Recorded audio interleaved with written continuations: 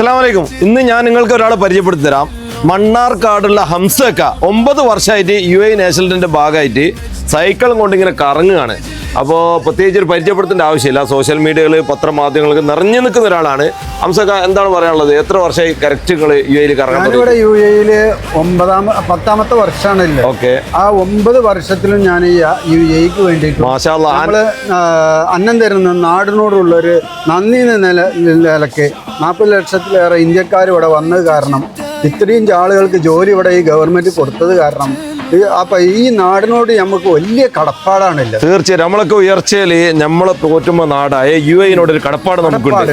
അപ്പൊ അതിനുള്ള നന്ദിയാണ് നിങ്ങൾ കാണിച്ചുകൊണ്ടിരിക്കുന്നത്. മാഷാ അല്ലാ. എന്തായാലും അതിപ്പോ 40 ലക്ഷം ഇന്ത്യക്കാർ ഇവിടെ ഉണ്ടെങ്കിലും ഇതിന്റെ 4 ഇരട്ടി നമ്മളെ നാട്ടിൽ ഇവിടുന്ന് കിട്ടിയ ഭക്ഷണം കൊണ്ടാണ് നമ്മൾ കഴിക്കുന്നത്. തീർച്ചയായിട്ടും. അപ്പോ ഈ നാടിന്റെ സന്തോഷത്തിലാണെങ്കിലും. അപ്പൊ യാത്രയിൽ നിങ്ങൾക്ക് കിട്ടിയ ഒരു അനുഭവം എന്ന് പറയാൻ പറ്റുമോ?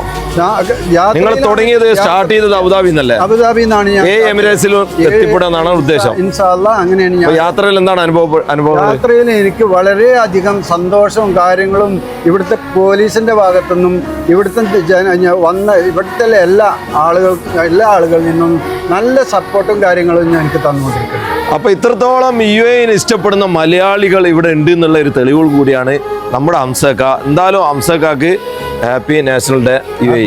Thank you.